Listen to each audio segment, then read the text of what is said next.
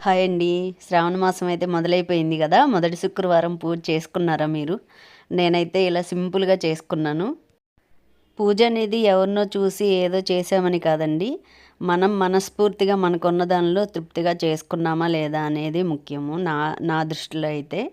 తలస్నానం చేసి, నుదుటిన బొట్టు పెట్టుకొని, తలలో పూలు పెట్టుకొని, కాళ్ళకు పసుపు రాసుకొని పూజ అయితే స్టార్ట్ చేశానండి. నిన్నటితోటి మాకు సూదకం అయితే అయిపోయింది.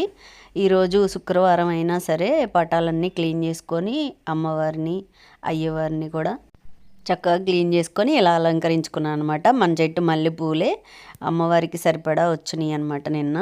తగ్గిపోతున్నాయి పువ్వులైతే. ఇంకా అష్టోత్తరం చదువుకుంటూ ఇలా అయితే పూజ చేసుకున్నాను. ఇవన్నీ మన ఇంటి దగ్గర పూసిన పూలేనండి.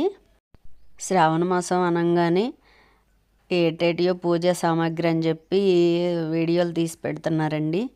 అమ్మవారిని అలా ఒక్కొక్క విడిభాగాన్ని పెట్టి అలా అయితే నేను ఎప్పుడూ చేయలేదు. నేను నార్మల్గానే పసుపు అమ్మవారిని చేసుకుంటాను, వరలక్ష్మి వ్రతం కూడా. ఈ రోజుకైతే ఇలా చేసుకున్నానండి. మన ఛానల్ కొత్తగా చూసినట్లయితే సబ్స్క్రైబ్ చేసుకొని లైక్ చేస్తారు కదా.